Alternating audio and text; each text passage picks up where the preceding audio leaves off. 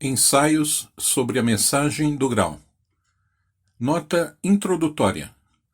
Neste ensaio, todos os trechos em destaque foram extraídos da obra Na Luz da Verdade, a mensagem do grau de Abdrushim. Os trechos retirados da mensagem não têm a finalidade de ilustrar o texto, mas sim dá-se o contrário. Eles foram coletados e organizados de modo a evidenciar que o presente ensaio está em conformidade com os ensinamentos contidos na obra de Abdrushim. Sempre que a palavra dissertação é mencionada, o autor está se referindo à mensagem do grau. No final dos trechos destacados aparece o respectivo título da dissertação entre parênteses.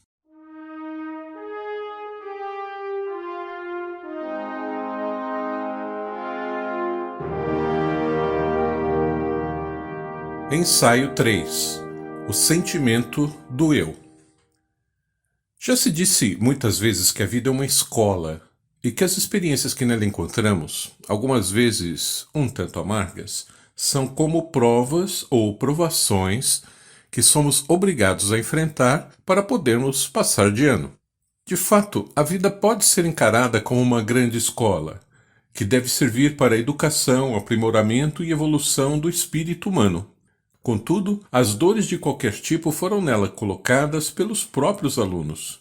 Não fazem parte da grade curricular nem nunca fizeram. Não é imprescindível absolutamente que uma pessoa precise experimentar sofrimentos e dores de qualquer espécie para poder progredir espiritualmente. As dores até podem servir de degraus para a ascensão quando a respectiva pessoa reconhece como justo que a atingiu e toma a firme resolução de não mais agir de uma determinada maneira errada para que não precise voltar a sofrer do mesmo modo. No entanto, as dores não são uma contingência indesviável no processo de desenvolvimento do espírito humano. Abre aspas. Quando aí se diz que sofrimentos ajudam a ascender, e que por isso constituem graças de Deus, fica com isso assim acolhido um pequeno grãozinho de verdade, mas de maneira dissimulada, malevolamente deturpada. Pois Deus não quer quaisquer sofrimentos do seu povo, quer apenas alegria, amor e felicidade.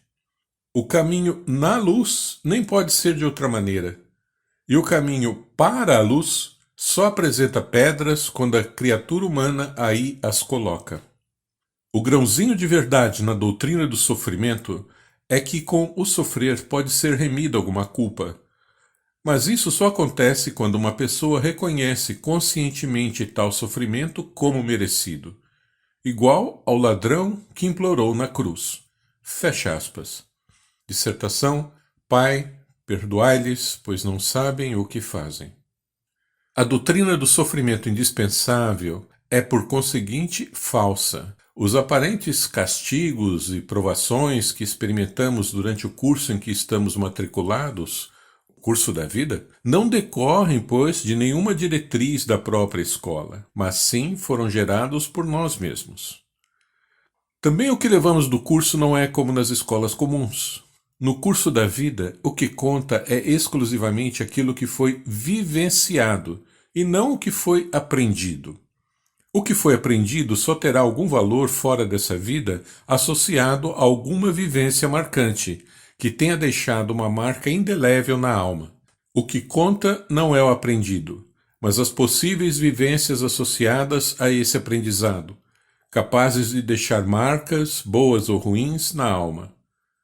Essas marcas, sejam oriundas de dor ou de alegria, é que constituem o verdadeiro diploma do curso da vida. Todo o restante do aprendizado fica para trás, por mais difícil que tenha sido sua aquisição, extinguindo-se com a morte terrena. Abre aspas. Só tem finalidade e proveito para o ser humano o que não devemos tomar aqui na acepção do corpo material, aquilo que durante sua existência terrena atuou com bastante profundidade, imprimindo-lhe na alma seu cunho particular, indelével e permanente. Somente tais impressões têm influência sobre a formação da alma humana e, assim, prosseguindo, influem também sobre a evolução do espírito em seu desenvolvimento permanente. Dissertação Era uma vez. As vivências têm o condão de impulsionar o desenvolvimento de cada um dentro da grande escola da vida, desde que adequadamente assimiladas. Elas podem e devem servir para nos ajudar a galgar os degraus da escada da ascensão espiritual. E cada vez que subimos, ajudamos também a embelezar e aperfeiçoar a própria escola, isto é, a obra da criação em que vivemos. A finalidade última da escola da vida, nos seus vários estágios no aquém e no além, consiste na autoconscientização plena do espírito humano, assunto tratado em outro ensaio. Vamos abordar aqui uma das principais características desse processo, que é a consciência humana, o sentimento que cada um experimenta como sendo o seu eu. A visão da maior parte dos cientistas, particularmente hoje dos neurocientistas, é a de que o cérebro determina a mente, e que ela, a mente, é que constitui a sede do eu. Essa concepção, estritamente materialista, ultrapassou as graduações de filosofia e enveredou por especializações, mestrados, doutorados, pós-doutorados e livre docências. Recentemente, um renomado neurocientista asseverou que a autoconsciência está localizada na região ventromedial do córtex cerebral, pois, no dizer dele, essa região, abre aspas, é consistentemente ativada quando pensamos em nós próprios, se somos bonitos ou feios, se estamos felizes ou tristes, se o nosso desempenho de ontem no trabalho foi bom ou ruim. Fecha aspas. De acordo com essa ideia, todos nós não somos mais do que meros córtex ventromediais vivendo em sociedade. A doutrina que estabelece que a ação organizada e integrada de inúmeros circuitos cerebrais é a base da consciência humana, isto é, que a consciência seria apenas um dos vários produtos da atividade do sistema nervoso, é conhecida como reducionismo. Um nome bastante apropriado, sem dúvida, indicando de modo preciso a redução da visão e compreensão do ser humano dos tempos atuais, fortemente atado pelo seu raciocínio aos limites de espaço e de tempo da matéria. A rigor, podemos dizer que houve uma mudança histórica na concepção da localização da sede do eu. Ele pulou do coração, na época do Antigo Egito, para o cérebro, na presente época de seres humanos de raciocínio. A virada se deu no período do Iluminismo, no século XVIII, o chamado Século das Luzes, período em que a única luz a guiar a humanidade, na verdade, foi a chama bruxuleante de seu raciocínio supercultivado, enquanto que o outrora cristalino brilho da intuição espiritual esmaecia por completo. Os antigos egípcios removiam os órgãos e os cérebros dos corpos a serem mumificados, mas não os corações, porque acreditavam que a alma residia neste órgão. Ambos os grupos emblemáticos do saber humano em suas respectivas épocas, os antigos egípcios e os modernos neurocientistas, estão, porém, completamente equivocados em suas concepções. O primeiro, pela torção do verdadeiro saber sobre a vida no além, já totalmente perdido naquela época longínqua, e o segundo, por sequer dispor ainda de um resquício de saber sobre a vida além da matéria, a qual estão chumbados voluntariamente. As imagens de ressonância magnética recebidas com um mal contido entusiasmo por pesquisadores materialistas durante a chamada década do cérebro, nos anos 1990, nunca forneceram prova alguma de que a consciência é gerada pela atuação das redes de neurônios. O que os neurocientistas conseguiram mapear foram regiões do cérebro mais ou menos ativas quando a sensação do eu se manifesta de algum modo no corpo físico, pelo maior afluxo de sangue em determinadas áreas do encéfalo. Dizem eles que o sentimento do eu no espaço estaria associado ao córtex parietal medial, o eu em ação ao lobo parietal inferior esquerdo, o eu em interação social ao lobo parietal superior, o eu em representação corporal ao córtex parietal inferior direito e o eu no ambiente ao córtex cíngulo anterior. Córtex é uma palavra latina que significa casca, correspondendo à camada mais externa do cérebro, com uma espessura variando de 2 a 4 milímetros. É a região mais sofisticada e complexa de processamento das redes de neurônios. Estima-se que cada milímetro quadrado abaixo da superfície do córtex seja dotado de aproximadamente 147 mil neurônios. Cada um de nós, claro, é um indivíduo bem determinado, uma pessoa por inteiro, com vontade e percepção próprias. Cada um de nós percebe nitidamente o sentimento do eu durante toda a vida. Como, à vista disso, então, ele poderia estar associado a um corpo perecível? Se fosse assim, esse sentimento teria de alterar-se também com o passar dos anos. Teria de sofrer o efeito da velhice e mostrar-se por fim debilitado e enrugado. E nos anos da infância, no período em que o cérebro ainda está se desenvolvendo e formando suas ligações, não poderia haver ainda nenhum sentimento de eu, caso esse sentimento dependesse do próprio cérebro. Entretanto, o eu é uma das palavras que a criança pronuncia mais a miúde, à medida que vai descobrindo o mundo a seu redor e interagindo com ele. Na adolescência, quando o espírito passa a se fazer valer plenamente, este sentimento do eu, o sentido da personalidade autônoma, consciente e responsável, passa a ser percebido integralmente pela criatura humana. E a partir daí, não muda mais. Abre aspas. Teu corpo não significa bem tu próprio. Não é o teu eu completo, e sim um instrumento que escolheste ou que tiveste de tomar segundo as leis respectivas da vida espiritual, as quais poderá chamar também leis cósmicas, caso assim te pareça mais compreensível. A respectiva vida terrena é somente um curto espaço da tua existência real. Fecha aspas. Dissertação, o silêncio.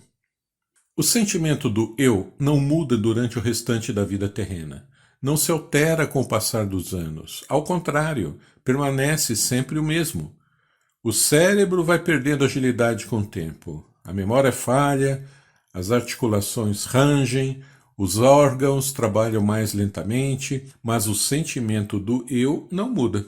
Não muda porque não provém de parte alguma do corpo material terreno, mutável e perecível, e sim unicamente do espírito. Abre aspas. Tu também, ó ser humano, és sempre apenas o mesmo, quer pareças jovem ou já sejas velho. Permaneces aquele que és. Tu próprio já não o percebeste? Não notas nitidamente uma diferença entre a forma e o teu eu? Entre o corpo, que é sujeito a alterações, e tu, o espírito, que é eterno? Fecha aspas. Dissertação Despertai. Mesmo em estados demenciais, a respectiva pessoa continua a se perceber como uma consciência autônoma, embora tenha dificuldades em relacionar-se com o meio em que vive.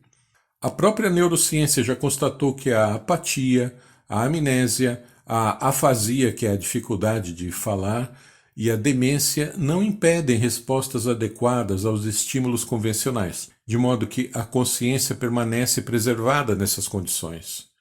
Isso a neurociência sabe. O que ela não sabe é que mesmo nas situações em que a pessoa não consegue responder a um determinado estímulo, ela ainda possui sua consciência individual, visto que o sentimento do eu não está vinculado às condições de saúde do corpo físico. Este sentimento do eu, bem entendido, é um profundo sentimento intuitivo, portanto proveniente do próprio espírito. É oriundo de nosso âmago mais íntimo, em nada semelhante aos sentimentos que experimentamos vez por outra relacionados ao raciocínio, os quais surgem quando nossos pensamentos atuam sobre os nervos do corpo. Poderíamos chamar esse sentimento do eu intuitivo também de sentido do eu, ou sensação do eu. Ele provém do lento processo de conscientização do espírito humano em seus caminhos de evolução. O fato de nos ser permitido dizer eu indica um inalienável direito de liberdade associado à mais absoluta responsabilidade pessoal em relação a tudo quanto pensamos, falamos e fazemos. Responsabilidade advinda do livre-arbítrio espiritual. Abre aspas. A vida terrena é uma escola onde ao eu de cada um é dada a possibilidade de desenvolvimento conforme seu próprio livre-arbítrio. Fecha aspas. Dissertação A Ascensão. Abre aspas. É da vontade de Deus que o ser humano se desenvolva, transformando-se incondicionalmente em uma personalidade própria, com a mais pronunciada consciência de responsabilidade para com o seu pensar, seu querer e seu atuar. Fecha aspas. Dissertação, Conceito de Família. Abre aspas. Afirmo que Deus quer ter espíritos vivos na criação, conscientes de sua própria responsabilidade, assim como está nas leis primordiais da criação. Fecha aspas. Dissertação, Fiéis por hábito. Um livre-arbítrio realmente livre, liberto de sofismas intelectivos, é o melhor juiz para indicar o caminho da ascensão ao eu espiritual. Abre aspas. Se o ser humano não concedesse ao raciocínio sempre de novo predomínio ilimitado, poderia o livre-arbítrio, com a visão mais ampla de seu verdadeiro eu espiritual, indicar ao cérebro do raciocínio a direção oriunda da fina intuição. Fecha aspas. Dissertação, O Ser Humano e seu Livre-Arbítrio. Responsabilidade e livre-arbítrio. Dois conceitos indissociáveis do espírito que adquiriu a consciência do existir pessoal, ou seja, a autoconsciência. Autoconsciência. Mas o que é exatamente autoconsciência? O que é, aliás, uma consciência? Consciência é a ciência de si mesmo. Autoconsciência é a consciência individual adquirida pelo eu pessoal, a prerrogativa do espírito humano que se desenvolveu na escola da vida. Escola que abrange o aquém e o além, e que ajuda a formar o eu consciente do espírito. Este eu adquirido só estará completo, só estará plenamente amadurecido e perfeito quando integralmente purificado de todos os erros aderidos a si durante sua passagem pela escola. Só então estará apto a deixar a escola e ingressar na verdadeira vida, no reino do espírito. Durante o seu curso na escola, o eu espiritual pode decidir, segundo sua vontade, se tomará o caminho da ascensão espiritual, que é o caminho natural do desenvolvimento, ou se permanecerá vagando nos mundos materiais, seja no de matéria grosseira visível ou no de matéria mais fina. Abre aspas. Conforme o estado espiritual do ser humano no mundo de matéria grosseira, bem como no de matéria fina, terá o ser humano espiritual, o eu propriamente dito, de se movimentar para as alturas ou permanecer acorrentado à matéria. Fecha aspas. Dissertação, O Mundo. Essa matéria fina mencionada por Abdurkheim é um tipo diferente de matéria, mais sutil do que a matéria a nós visível e sensível, por ele denominada matéria grosseira.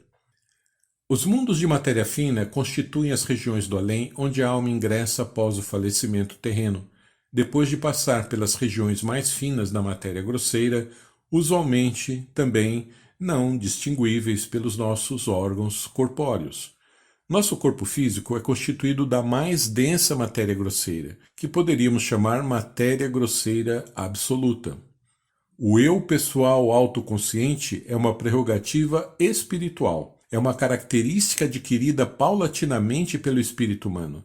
Isso não acontece com os animais, por exemplo. Abre aspas. O animal também é consciente, contudo, nunca autoconsciente. Fecha aspas, dissertação, Germes Espirituais. O animal possui, sim, consciência da vida que se desenrola ao seu redor. Ele sente fome, sede, medo, cansaço. Mas ele não pode aperfeiçoar essa sua consciência mediante deliberações próprias, por meio de decisões e resoluções. O animal não se sente como uma parte singular e ao mesmo tempo integrante do mundo em que vive. Ele não é ciente da individualidade do próprio existir. Esta somente o espírito humano desenvolvido possui aqui na Terra. É o espírito humano que adquire autoconsciência, bem entendido, e não o corpo humano. Se o corpo humano ou cérebro tivesse algo a ver com a autoconsciência, então o chimpanzé certamente também seria autoconsciente, já que mais de 96% dos 3 bilhões de genes desse primata são idênticos aos encontrados no DNA do ser humano. Abre aspas. Também hoje, os mais obstinados materialistas não admitiriam a hipótese de parentesco direto com o animal e, entretanto, hoje como outrora, permanece um estreito parentesco corporal, isto é, igual espécie grosso material, ao passo que o ser humano realmente vivo, o seu eu propriamente espiritual, não apresenta nenhuma igual espécie com o animal e tampouco é uma derivação dele. Fecha aspas. Dissertação: A criação do ser humano. Somente o espírito humano adquire a autoconsciência, mediante as vivências que encontra em seus caminhos de desenvolvimento. Uma autoconsciência, aliás, que tanto pode se desenvolver para o lado do bem como para o lado do mal. Se for desenvolvida para o lado do bem, o espírito humano portador dessa autoconsciência poderá continuar a existir e a se aperfeiçoar cada vez mais, progressivamente, dentro da imensa obra da criação. Mas se for para o lado do mal, ele terá por fim de ser aniquilado e perder essa autoconsciência adquirida, por ser inútil e nociva. Sua autoconsciência terá de ser extinta nessa situação. Precisará ser apagada para que o seu portador não possa mais continuar a perturbar outras autoconsciências que procuram se desenvolver do modo certo. Esse processo, a morte espiritual, não obstante sua terribilidade, é também inteiramente natural e integralmente inserido dentro do atuar das leis da criação, decorrente das escolhas próprias do atingido. A consciência, portanto, é uma faculdade espiritual, nada tendo a ver com o cérebro anterior. O cérebro anterior é o cérebro propriamente dito, o grande cérebro que todos conhecemos, enquanto que o cérebro posterior, ou cérebro da intuição, é o chamado cerebelo, palavra oriunda do latim que significa pequeno cérebro. Segundo Abduchin, o cerebelo foi se atrofiando ao longo do tempo. Isso ocorreu em virtude da atuação da lei de adaptação, originária da lei do movimento, que só robustece aquilo que é exercitado de alguma maneira. Já desde épocas imemoriais, a criatura humana vem utilizando predominantemente o cérebro anterior, a sede do raciocínio, deixando de ouvir a voz do espírito, a intuição, cuja ponte para o mundo material é justamente o cerebelo. Essa situação provocou a hipertrofia do cérebro anterior e a concomitante atrofia desse cérebro posterior, que permite a atuação da vontade espiritual na matéria. Abre aspas, o atual ser humano de raciocínio não é mais uma criatura humana normal, pois falta-lhe todo o desenvolvimento da parte principal de seu cérebro, pertencente ao ser humano completo. Isso devido à atrofia processada durante milênios. Fecha aspas. Dissertação: Era uma vez. Em tempos idos, algumas personalidades tentaram descobrir a ponte para a vontade espiritual, a manifestação do eu consciente do ser humano ou a localização da sede da consciência. René Descartes, considerado fundador da filosofia moderna, supunha que a consciência estava localizada na glândula pineal. Platão supunha que o elemento de ligação da alma com o corpo era a medula espinhal. Blaise Pascal, físico, matemático e filósofo francês do século XVII, imaginava que o ponto de ancoragem da alma humana no corpo estava localizado na parte de trás da cabeça. Na verdade, o ponto de ligação da alma com o corpo está localizado no plexo solar, local onde por primeiro se manifesta a intuição espiritual, a qual segue então imediatamente para o cerebelo, que está, sim, situado na parte de trás da cabeça, como percebeu Blaise Pascal, e a partir daí para o cérebro anterior. O cerebelo, na realidade, é o próprio canal para a recepção da vontade espiritual por meio da intuição. Ou pelo menos deveria ser, se não tivesse sofrido esse trágico processo de atrofia ao longo de milênios pelo desuso continuado. Como mero efeito da lei da adaptação, já reconhecida parcialmente por Darwin, o cerebelo foi definhando mais e mais com o tempo, a ponto de hoje mal poder cumprir sua incumbência fundamental, enquanto que o cérebro anterior, ao contrário, foi se expandindo também cada vez mais. Como esse atrofiamento do cérebro posterior se deu por vontade própria do ser humano, e não como uma contingência normal do processo de desenvolvimento da vida na matéria, onde a lei da adaptação atua aperfeiçoando as características das espécies, esse procedimento nefasto constituiu, na realidade, um pecado contra as leis de Deus, uma involução, marcando o começo do descalabro da humanidade. Foi esse o assim chamado pecado original.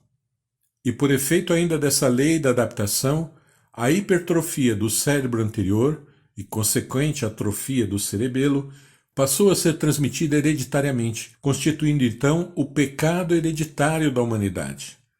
Essa lei da adaptação atua em toda a criação, sem nenhuma exceção, e por conseguinte também em todos os aspectos da vida humana. Abre aspas. Os seres humanos só se arrastam ainda pelo chão, enquanto que a sua força propulsora para as alturas já desde muito os abandonou, porque não a utilizaram, não a aproveitaram mais, desde que o raciocínio que os prendeu à terra passou a ser considerado por eles como o mais elevado. Com isso, tinhas de incorrer na lei da adaptação, que atua automaticamente na matéria. Passa-se convosco como com os animais, aos quais primeiro se atrofiam lentamente as suas asas, desaparecendo depois por completo se nunca forem utilizadas, ou como nos peixes, cujas vesículas natatórias para subir e parar na superfície se perdem com o tempo, quando este se detém permanentemente no fundo por causa das correntezas demasiadamente fortes da água. Naturalmente, isso não se efetiva depressa, de hoje para amanhã, mas somente no decorrer de séculos e até de milênios. Mas efetiva-se, e no espírito humano isso já se efetivou. Fecha aspas. Dissertação no limite da matéria grosseira. Os exemplos de atuação dessa lei da adaptação, corolário da lei do movimento, são múltiplos, inúmeros. Se algo não é utilizado, invariavelmente atrofia e perde a função.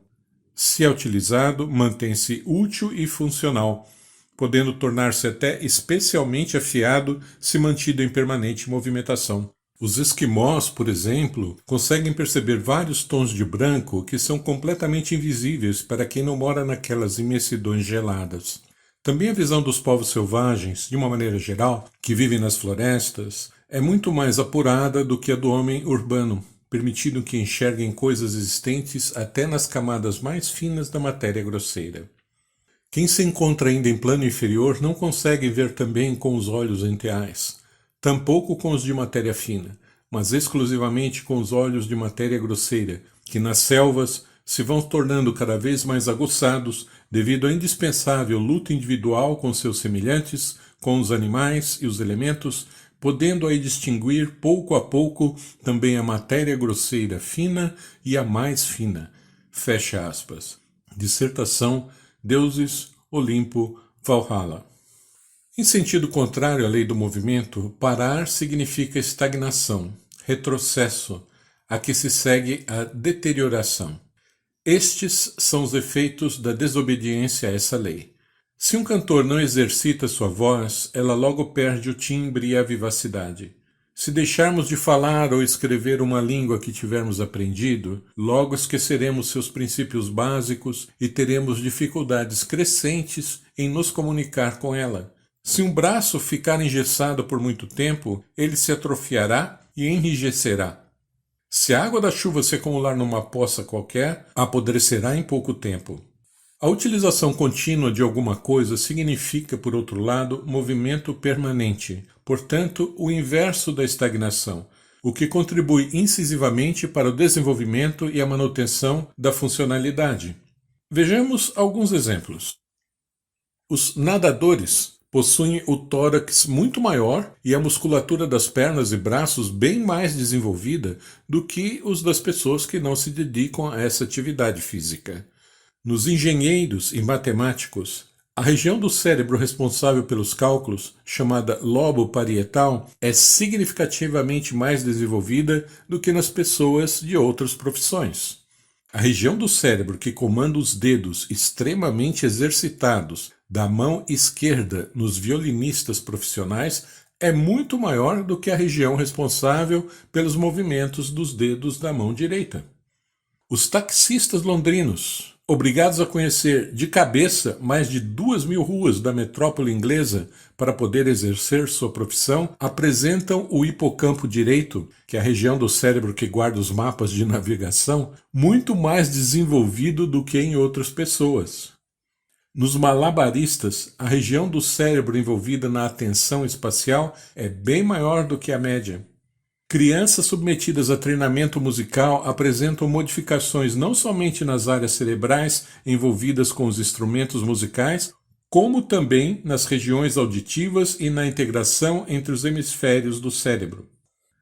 A neurobiótica, ramo da neurociência que trata de exercícios para o cérebro, estabeleceu taxativamente que quanto mais ativas forem as diferentes áreas do cérebro e suas conexões, tanto mais fortes e saudáveis elas se tornam. Em contrapartida, já se demonstrou que a falta de uso das sinapses ocasiona sua atrofia anatômica e fisiológica, com a consequente perda de funções, ao passo que a permanente utilização provoca seu crescimento e melhoria funcional. Entre aspas, a função faz o órgão.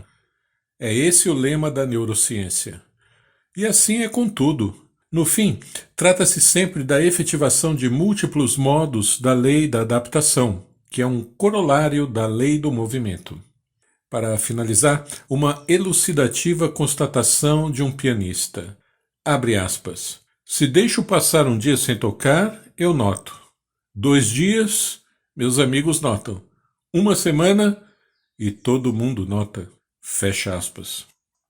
Abre aspas. Essa lei do movimento indispensável o ser humano encontra por toda parte, em milhares de formas, porém sempre se assemelhando em sua essência. Está presente em cada caso isolado e, não obstante, engrena-se reciprocamente em toda a criação, por todos os planos, e mesmo o espírito necessita da prática ininterrupta dessa lei se quiser continuar a manter-se vigoroso e ascender.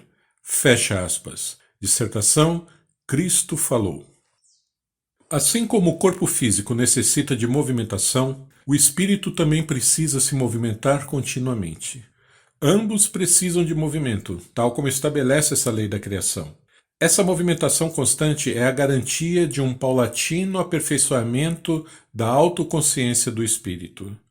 De nada adianta, aliás, cuidar apenas de manter o corpo terreno em movimento, visando a manutenção da saúde, se ao mesmo tempo o espírito não estiver também se movimentando bem energicamente, o que só pode ocorrer quando ele coloca um elevado alvo espiritual diante de si, que ultrapasse as contingências e circunstâncias da vida na matéria. Em tempos remotos, quando o espírito do ser humano vibrava realmente nas leis da criação, as pessoas viviam muito mais, sem conhecer doenças no final de suas vidas.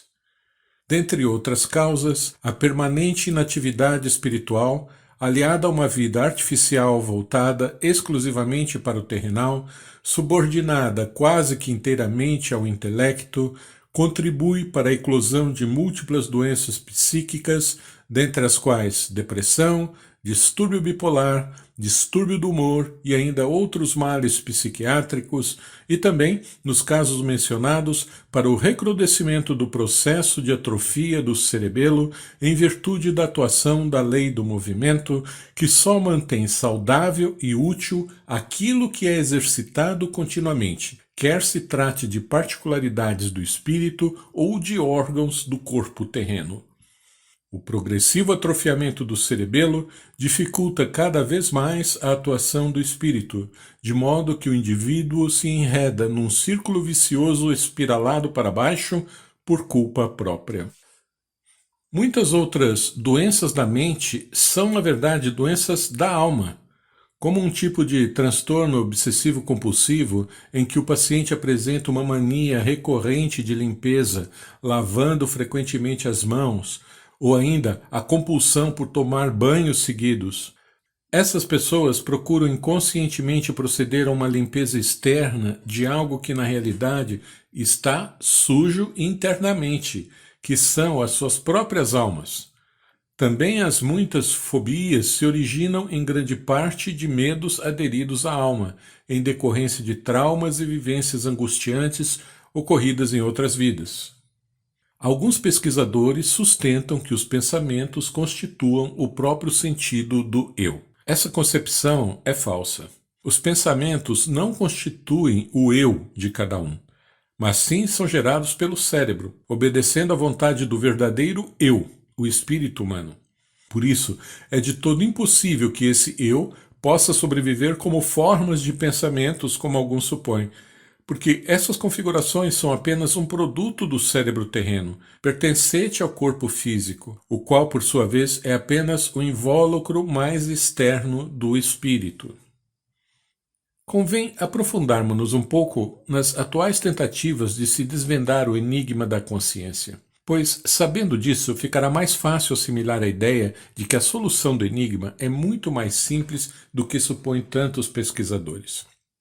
É de se reconhecer aí, inicialmente, em alguns poucos casos, mas muito poucos mesmo, o esforço sincero em perscrutar algo da origem e formação da consciência individual. Sim, há tentativas sinceras de pesquisas nesse sentido, desprovidas de presunção e de arrogância. Porém, elas também esbarram nas naturais limitações impostas pelo raciocínio.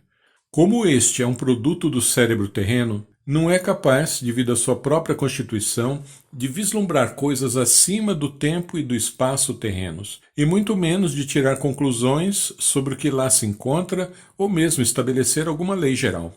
Tal coisa lhe é absolutamente impossível. Seria como pretender que uma criatura unicelular pudesse compreender o universo de 3 dimensões, com todas as suas galáxias e as leis da mecânica celeste. Sobre essa atuação do raciocínio terreno, puramente material, cabe citar esse trecho da dissertação, fiéis por hábito. Abre aspas. Ele age com isso exclusivamente segundo a sua espécie, por não poder de maneira diferente do que fazer desabrochar unicamente a sua espécie e desenvolvê-la a plena força, se ele é unilateralmente cultivado e colocado no lugar errado, ao lhe ser submetida irrestritamente toda a existência terrena. E essa sua espécie é ligada à Terra, jamais será diferente, porque ele, como produto do corpo terreno, também tem de permanecer dentro dos seus limites, portanto puramente de matéria grosseira terrena, pois a matéria grosseira não pode gerar o que é espiritual. Fecha aspas. Os artigos e livros científicos que se propõem a explicar em termos médicos as experiências de quase-morte constituem mais uma das situações do uso do raciocínio num campo em que este não está absolutamente apto a atuar. Argumenta-se nesses casos, bastante conhecidos aliás, que se trata de alucinações provocadas pela falta momentânea de oxigênio no cérebro. Será isso mesmo? Então, que se encontre uma única testemunha de experiência de quase-morte, na qual a pessoa se vê fora do corpo e frequentemente acompanha nitidamente o trabalho dos médicos, que acredite piamente nessa explicação da ciência. Não haverá nenhuma, Porque a pessoa que passou por uma tal experiência de quase morte adquiriu a vivência pessoal do que aconteceu com ela. Ela sabe muito bem que não se tratou de nenhuma alucinação, mas sim que ela mesma passou por toda aquela experiência de sair de seu corpo numa situação crítica de saúde. Ela sabe muito bem que não se tratou de nenhuma alucinação, mas sim que ela mesma passou por toda aquela experiência de sair de seu corpo numa situação crítica de saúde. Nenhum discípulo da ciência poderá convencê-la do contrário, pois ela experimentou, ela vivenciou aquilo tudo. E assim a experiência passou a ser algo próprio dela, uma marca indelével em sua alma. No ano de 2008, o neurocirurgião Eben Alexander, de 54 anos, contraiu um tipo grave de meningite e entrou em coma profundo, no qual ficou mergulhado por 7 dias. O Dr. Alexander era professor de medicina em Harvard e vinha estudando o cérebro há mais de 25 anos. Já analisara inúmeros casos de experiências de quase morte e, para todos eles, apresentara explicações científicas bem fundamentadas, segundo o enfoque das teorias correntes. Até que aconteceu com ele. Quando ele próprio teve uma experiência de quase morte durante o coma, sua opinião mudou drasticamente para espanto dos seus colegas. Abre aspas, a morte é uma transição, não é o fim de tudo, fecha aspas, afirmou. Abre aspas novamente. A consciência existe além do corpo e é muito mais rica fora dele, fecha aspas. Num primeiro momento, o médico até tentou encontrar uma explicação científica para o que havia acontecido, mas desistiu. Abre aspas. Não há como explicar, não foi alucinação, não foi sonho, fecha aspas, asseverou enfaticamente. E a partir daí, não mais se deixou levar pelas explicações usuais de seus colegas, e que até há pouco eram suas também, de que analgésicos e a baixa oxigenação do cérebro durante o coma acarretariam luzes e sons percebidos pela mente. Nem tampouco de que a experiência de quase morte seria apenas uma maneira de o cérebro lidar com um trauma grave. Dr. Eben sabe agora que não é isso, que não pode ser nada disso. Seus pares deveriam refletir um pouco mais também, pois seu caso foi de fato muito significativo. Ele já estava sendo dado como morto e acordou no momento em que a junta médica se reuniu com a família com o objetivo justamente de desligar os aparelhos e deixá-lo partir. Dr. Eben Alexander vivenciou o seu eu como o espírito que realmente é. E por isso ele agora sabe que esse sentimento não é provocado por nenhuma conexão química do seu cérebro. Ele sabe disso com a mais plena convicção, porque essa experiência ficou gravada em sua alma de modo indestrutível, tornando-se coisa própria e pessoal. A ciência pode inventar as explicações que quiser, mas nada mudará doravante a convicção do Dr. Alexander, que até escreveu um livro para relatar sua experiência intitulado Prova do Céu, a jornada de um neurocirurgião pelo outro lado da vida. Ele escreveu o livro mesmo sabendo que, com isso, colocava sua reputação em risco, pois acreditava que seus anos de experiência científica poderiam ajudar a persuadir alguns céticos a abrir suas mentes para a realidade da continuação da vida após a morte. Uma atitude bastante louvável e corajosa, sem dúvida, embora com ínfima possibilidade de êxito, para não dizer nula. Diz um desconsolado Dr. Eben no seu livro, abre aspas, na minha inocência, eu estava ansioso para compartilhar essas experiências, sobretudo com meus colegas de medicina. Afinal de contas, o que vivi alterou minhas crenças a respeito do cérebro, da consciência e do sentido da vida. Quem não estaria interessado em ouvir sobre essas descobertas? Muito pouca gente, como logo percebi. Sobretudo, pessoas com credenciais médicas. Fecha aspas. Numa entrevista surpreendente, dentre as muitas que concedeu na época, Dr. Eben Alexander faz uma descrição muito nítida de uma maravilhosa região que visitou em sua jornada extracorpórea. Apesar da beleza e encanto ali reinantes, não se trata ainda do reino espiritual como ele imagina. Dr. Alexander conheceu um plano não físico, porém ainda constituído de matéria, embora mais sutil do que a que percebemos com nossos sentidos corpóreos. Não podemos nos esquecer que o Filho de Deus já alertara, abre aspas, na casa de meu Pai há muitas moradas, fecha aspas, João 14, 2. Não há nada de extraordinário em adentrar no mundo próximo à Terra de matéria grosseira sem o corpo físico. Fazemos isso todas as noites quando dormimos. Em algumas situações, essa locomoção ocorre conscientemente, o que também não é errado se não tiver sido levado a efeito de modo artificial, como por meio de exercícios, por exemplo. No livro Buda, publicado pela Ordem do Grau na Terra, há um relato da visita do neto de Buda a uma dessas regiões próximas ao mundo grosso material. Os povos antigos, aliás, ficariam muito espantados se soubessem que no futuro haveria acaloradas discussões sobre a existência ou não de mundos no além, sobre a possibilidade ou não de vida após a morte. Ficariam estarrecidos, na verdade, perplexos, reconhecendo de imediato quanto a humanidade do futuro teria involuído em seu saber sobre as engrenagens da criação, como decorrência inevitável da preponderância concedida à atividade do raciocínio em detrimento da prevista evolução espiritual. Nessa mesma entrevista, Dr. Alexander fala também da faísca, da centelha que temos dentro de nós. Isso é igualmente verdadeiro, embora ela não seja de natureza divina. No entanto, com os vários depoimentos que deu sobre sua extraordinária experiência fora do corpo, Dr. Eben Alexander cumpriu uma incumbência muito importante, que foi a de falar claramente, abertamente, sobre assuntos espirituais num mundo afundado no materialismo, neste nosso tempo tão triste, em que os verdadeiros valores do ser humano foram obscurecidos por ele próprio. Os neurocientistas ortodoxos argumentam que as experiências de Eben Alexander não passam de ilusões mentais. Insistem que a prova de que a consciência reside no cérebro é que ficamos inconscientes quando somos submetidos a uma anestesia geral, ou que desmaiamos e perdemos a consciência no caso de falta de oxigênio. Sim, nos estágios iniciais do coma, enquanto as almas ainda estão dentro dos respectivos corpos, elas de fato ficam incapacitadas de perceber e interagir com o mundo à sua volta. Mas isso não significa que a consciência espiritual desapareceu.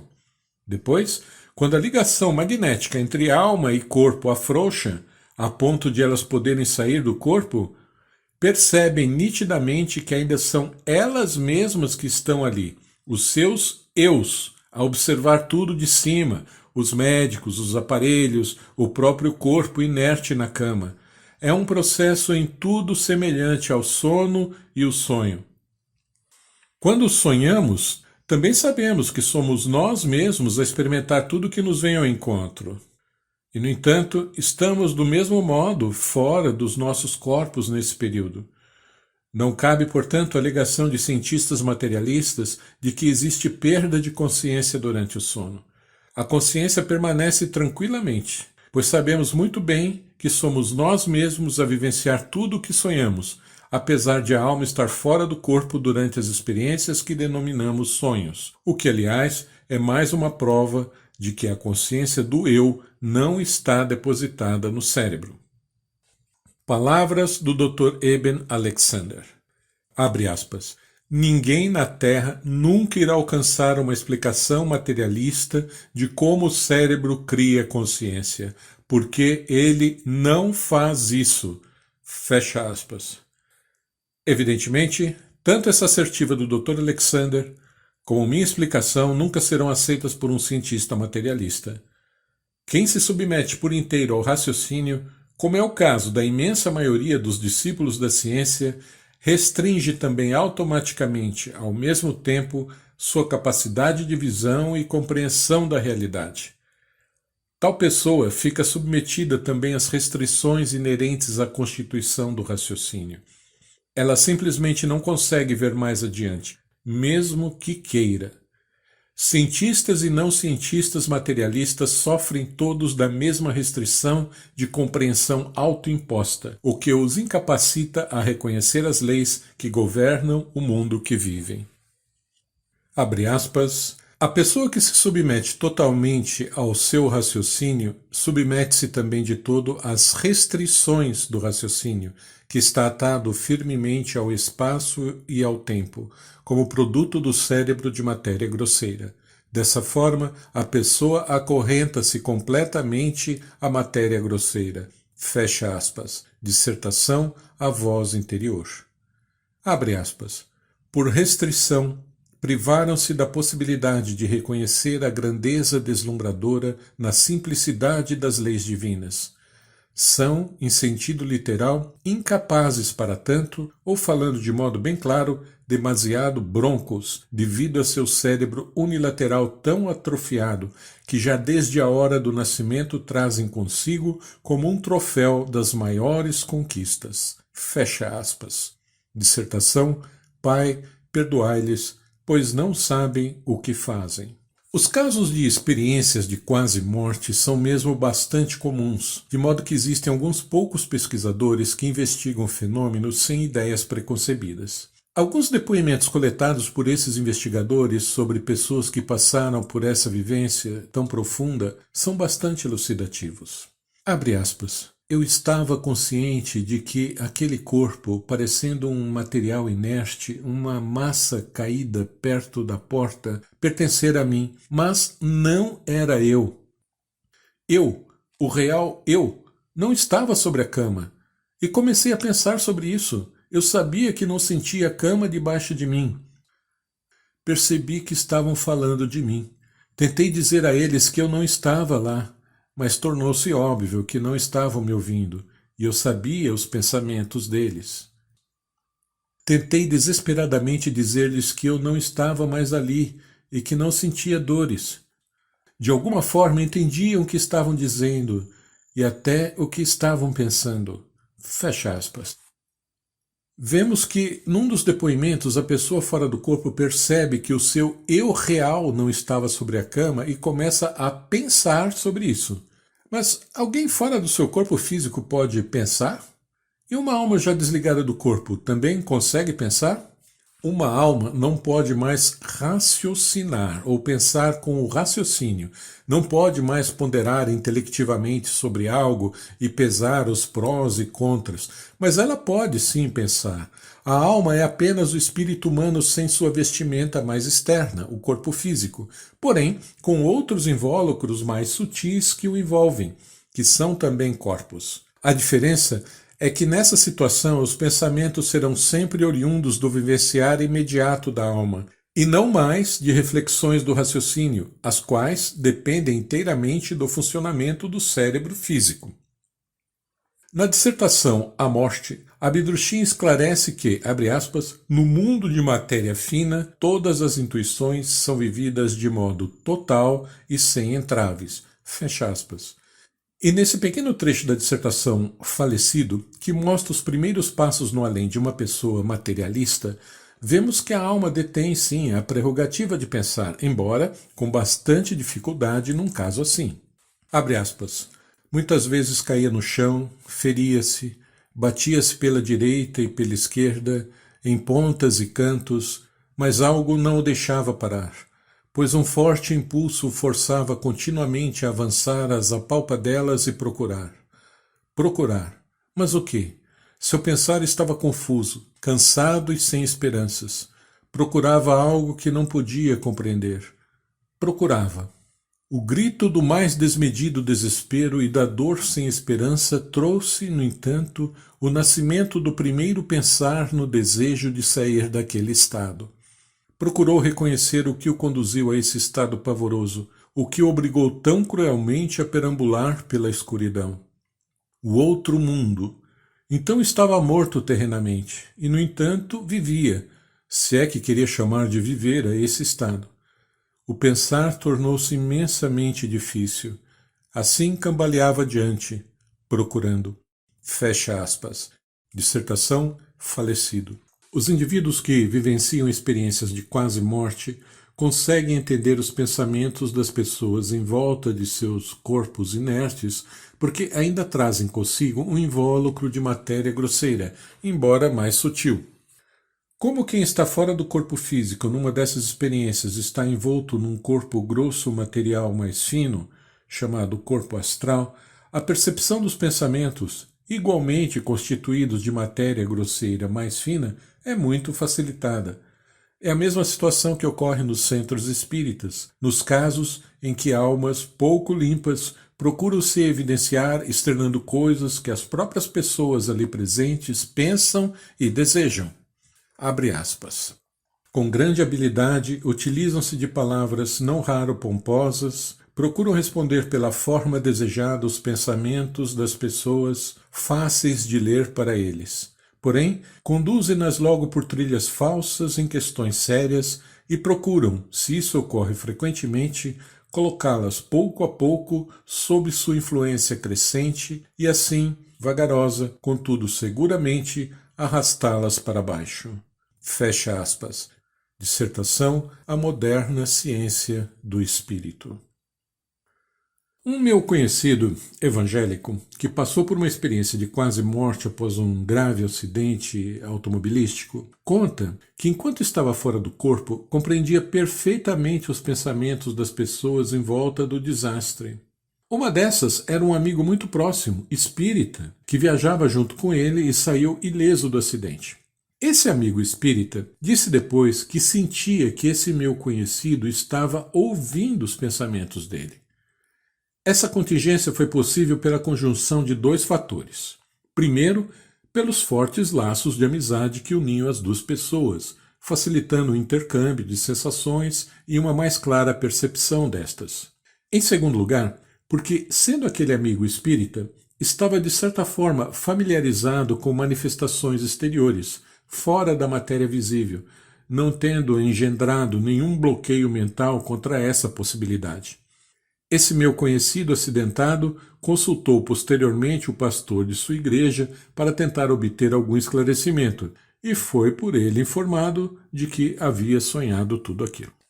A experiência de quase-morte ocorre quando, devido a algum grave acidente ou exacerbação de uma doença, a força magnética de irradiação do corpo se enfraquece de tal maneira que não consegue mais segurar a alma, pelo que esta se desprende conscientemente dele. Essa alteração de radiação também ocorre naturalmente todas as noites durante o sono, permitindo que a alma se desprenda do corpo físico, porém não conscientemente. A experiência de quase-morte é bem isso mesmo, uma quase-morte, que só não se efetivou porque ainda subsistiu o cordão de ligação da alma ao corpo físico, e alguma contingência permitiu que este corpo pudesse se recuperar e voltasse a emitir uma irradiação que segurasse novamente a alma dentro de si. Esse cordão de ligação entre alma e corpo é o mesmo cordão de prata mencionado na Bíblia. Confira em Eclesiastes 12:6. Sobre o enfraquecimento da força de atração magnética entre corpo e alma por ocasião da morte, diz Abdrushim, abre aspas, contudo, assim também acontece que a alma de um corpo destruído por violência, ou combalido por doença, ou enfraquecido pela velhice, tenha que se separar no instante em que este, devido ao seu estado alterado, não possa gerar mais aquela intensidade de irradiação que produza tal força de atração magnética necessária a fim de cooperar na interligação firme da alma com o corpo. Disso resulta a morte terrena, ou o cair para trás, o afastamento do corpo de matéria grosseira do invólucro de matéria fina do espírito, portanto, a separação. Fecha aspas. Dissertação, o nome. Como dito, há uma minoria na ciência médica que, a despeito dos ataques dos colegas, prossegue com sinceridade em suas pesquisas para a elucidação das experiências de quase-morte. É o caso do Dr. Parnia, médico do Stony Brook University Hospital, do estado de Nova York, responsável pelo projeto Consciência Humana, que coleta e estuda cientificamente casos de quase-morte em 25 hospitais nos Estados Unidos e Europa. Depois de observar inúmeros episódios em que os pacientes voltaram do coma, relatando coisas que viram e ouviram, inclusive detalhes das roupas e conversas das equipes médicas, enquanto seus cérebros não registravam nenhuma atividade, situações para as quais não existe nenhuma explicação neurológica, Dr. Parnia observou. Abre aspas. Embora os estudos sobre o encéfalo durante a parada cardíaca tenham consistentemente demonstrado não haver atividade cerebral mensurável, essas pessoas relatam detalhadas percepções que indicam o contrário, ou seja, um elevado nível de consciência na ausência de atividade cerebral mensurável. E constatou: a ideia de que processos eletroquímicos no cérebro causam a consciência pode não ser mais correta. Talvez a consciência seja uma entidade separada do cérebro. Os dados sugerem que a consciência não é aniquilada.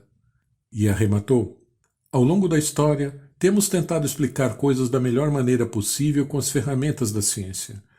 Mas vários cientistas de mente aberta e objetiva reconhecem que temos limitações.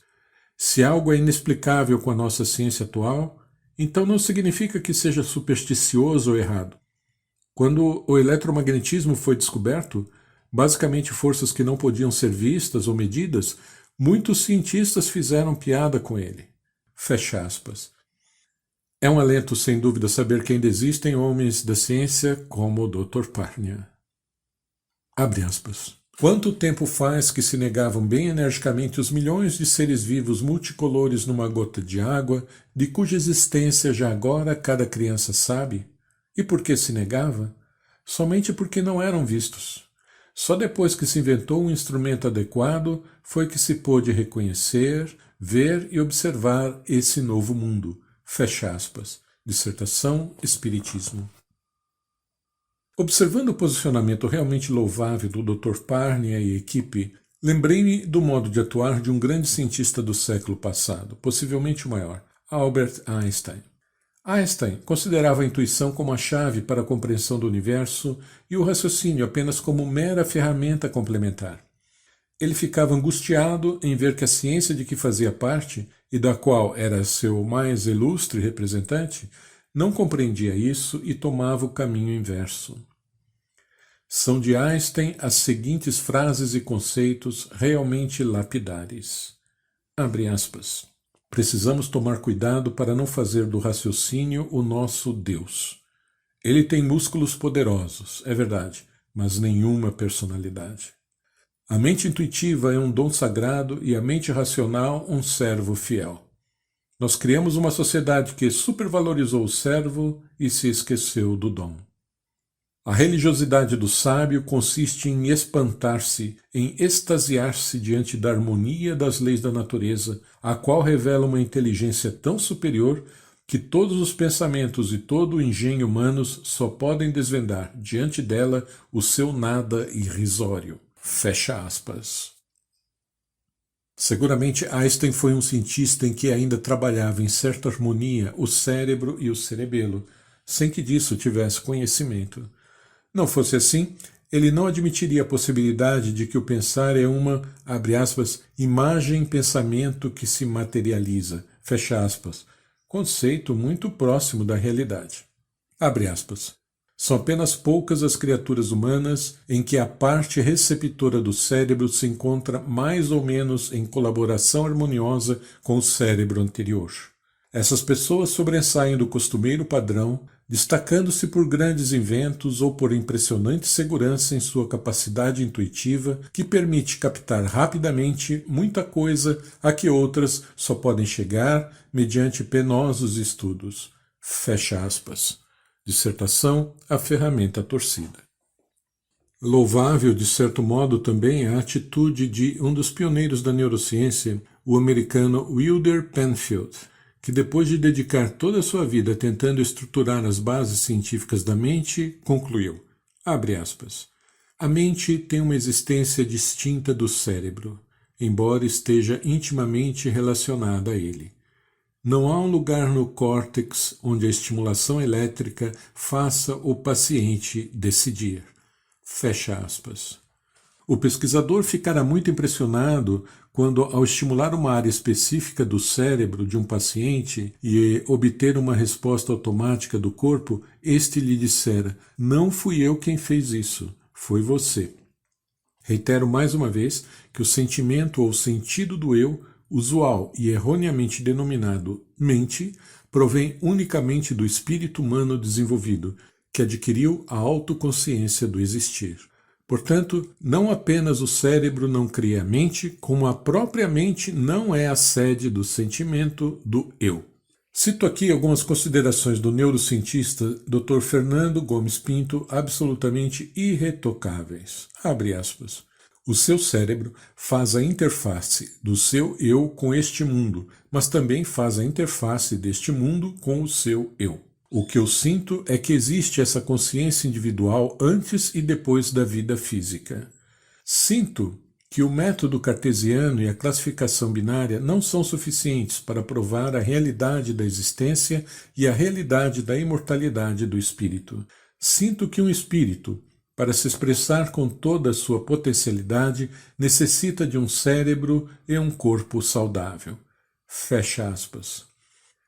Posicionamentos como estes, assim tão lúcidos e corajosos, são raros entre os neurocientistas, quase todos indissoluvelmente presos às amarras do mais crasso materialismo. É um alento ver um discípulo da ciência defender conceitos não materialistas. Você, espírito humano que vive nesta terra, é propriamente esse eu que sente, que percebe o mundo à sua volta e que com ele interage. Você é um espírito envolto por dois invólucros básicos, um mais sutil, de matéria mais fina, denominado alma, e outro mais pesado, constituído de matéria mais grosseira, chamado corpo físico. Nem a alma e nem o corpo são você propriamente. Não são propriamente vivos, a bem dizer, mas apenas vivificados durante algum tempo pelo espírito em seus caminhos de desenvolvimento nos mundos da matéria. Abre aspas. A vida terrena é uma escola onde ao eu de cada um é dada a possibilidade de desenvolvimento conforme seu próprio livre-arbítrio. Fecha aspas. Dissertação Ascensão. O processo de autoconscientização do espírito é bem lento no mundo material. Uma única vida terrena e uma única passagem pelo mundo do além seriam insuficientes para sua plena obtenção. São necessárias várias vidas terrenas e vivências também no além para que o espírito possa adquirir e consolidar sua forma humana, o que sempre ocorre conjunta e paulatinamente com o processo da autoconscientização. E, bem entendido, seres humanos reencarnam em corpos humanos tão somente, com sua alma de matéria fina também já em forma humana. A forma humana espiritual é que vai se estabelecendo aos poucos como fruto das vivências no aquém e no além. Milênios são necessários para a conclusão desse processo, desde a primeira vez em que mergulhamos na matéria como germes espirituais inconscientes provenientes do paraíso até o retorno a esse mesmo paraíso como espíritos plenamente conscientes. A obtenção da autoconsciência individual, relacionada diretamente à conformação humana espiritual, é, portanto, um processo paulatino, não imediato. O germe espiritual inconsciente, que pela primeira vez é semeado nos campos de cultivo da matéria, começa pouco a pouco a adquirir experiências através de vivências. Com isso, a irradiação por ele emitida continuamente vai também aos poucos, fazendo germinar uma forma humana que, por fim, constituirá o espírito humano plenamente consciente de si. O núcleo do germe ou centelha espiritual não deixa de existir com esse processo crescente de autoconscientização do espírito, mas nele permanece irradiando a semelhança do coração no corpo físico. Tanto a alma como o corpo físico com seu cérebro são apenas instrumentos para a atuação do espírito. O raciocínio, por sua vez, é somente um produto do cérebro terreno, sujeito a todas as limitações do mundo material, devendo constituir apenas uma ferramenta para a efetivação da vontade espiritual na Terra. Abre aspas. O ser humano recebeu o raciocínio a fim de que este lhe dê, para cada vida terrena, em relação ao espiritual que tende para cima um contrapeso para baixo, com a finalidade de que o ser humano na Terra não paire somente em alturas espirituais, esquecendo com isso a sua missão terrenal. O raciocínio deve também servir-lhe para facilitar toda a vida terrena. Antes de tudo, porém, para transmitir ao pequeno âmbito terrenal, para levar à efetivação na matéria terrenalmente visível o forte impulso pelo que é elevado, puro e perfeito, que reside no espírito. Fecha aspas. Dissertação: Pai, perdoai-lhes, pois não sabem o que fazem. O raciocínio humano é uma ferramenta que podia e devia ser animada e vivificada pela atuação do espírito, caso a ponte para sua atuação no mundo material, o cerebelo, não tivesse sido negligenciada e abandonada ao inevitável atrofiamento como decorrência da lei da adaptação. Abre aspas. A parte do cérebro que deve constituir a ponte para o espírito, ou melhor, a ponte do espírito para tudo o que é terreno, ficou, portanto, paralisada com isso. Uma ligação rompida, ou bastante afrouxada, com que o ser humano se privou de toda a ação do espírito e com isso também da possibilidade de tornar seu raciocínio animado, espiritualizado e vivificado. Fecha aspas. Dissertação: Era uma vez. É um grave crime contra as leis do universo e um grande retrocesso quando a essa limitada ferramenta é dado um poder de decisão que cabe ao espírito tão somente.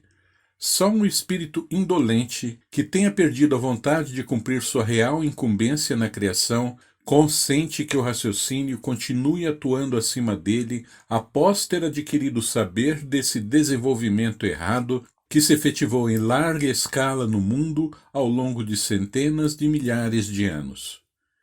Desse grande crime global, o verdadeiro pecado original, advêm então todos os outros males que afligem a humanidade do presente como decorrência natural.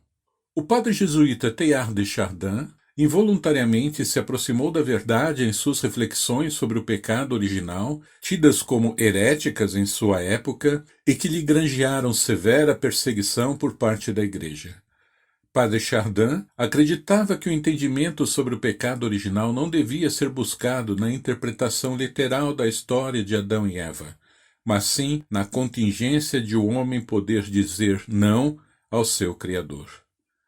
O ser humano de fato possui plena liberdade de decisão. Ele dispõe do seu livre-arbítrio, o qual, porém, está vinculado à mais integral responsabilidade por tudo quanto ele pensa, fala e faz. Dizer não ao Criador é o mesmo que virar as costas para as leis por ele entretecidas na obra da criação. As consequências últimas desse procedimento serão apenas dor, lágrimas, ruína e, por fim, a morte espiritual. Em obediência à lei da adaptação, decorrência direta da lei do movimento, como vimos, originada por sua vez da lei básica da reciprocidade, a caixa craniana da espécie humana foi se amoldando paulatinamente para abrigar o encéfalo, que se modificava em duas frentes: a hipertrofia do cérebro anterior e a consequente atrofia do cerebelo. Como dito, esse fato constitui o verdadeiro pecado hereditário, herança de um processo de evolução contrário ao preconizado pelas leis primordiais que previam um desenvolvimento harmonioso das duas partes do cérebro. Essa torção no desenvolvimento natural seguramente contou também com nossa própria contribuição em outras vidas. Por isso, não temos de imaginar nenhuma injustiça quando somos obrigados agora a deglutir os frutos amargos de nossa nefasta semeadura de outrora. Devemos, sim, reconhecer como errado o desenvolvimento antinatural do cérebro e procurar viver de forma a nos tornarmos criaturas mais intuitivas, o que robustecerá paulatinamente o cérebro posterior, também como efeito natural da lei da adaptação. Devemos nos espelhar na pureza dos primeiros seres humanos e também na dos povos não degenerados de muitos milênios passados que viviam em completa harmonia com todas as leis da natureza. Neles, a ferramenta disponível para a utilização na matéria, o cérebro, ainda não estava torcida. Abre aspas. Como vos tornastes tão pequenos em relação àqueles que, encontrando-se no começo do seu desenvolvimento, ainda considerais hoje como incompletos no sentido humano. Eles eram mais válidos na criação do que sois vós hoje, e por isso mais valiosos e úteis perante o Criador do que vós em vossa desditosa torção, que só é capaz de deixar atrás de si destruição ao invés de elevação do que existe. Fecha aspas. Dissertação Os Planos Espírito Primordiais 4. Quero terminar este ensaio sobre o sentimento do eu com as palavras de uma jovem francesa de 18 anos, chamada Claire Pique, registradas em seu diário na longínqua data de 24 de fevereiro de 1867. Abre aspas. Às vezes, eu vivencio uma alegria intensa ao saborear a bênção de ser. Não a existência banal e material de comer, beber, dormir, ver algo bonito, ouvir sons melodiosos, mas a felicidade diferente e delicada de ser uma parte distinta do grande todo, de ser um todo com a própria vida, as próprias impressões, os próprios pensamentos. É algo lindo e grande o direito que Deus nos deu de dizer eu. Fecha aspas.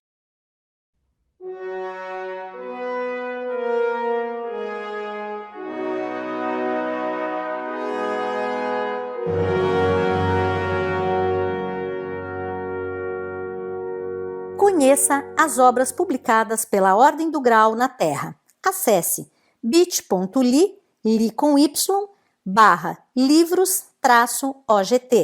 bit.ly, livros-ogt.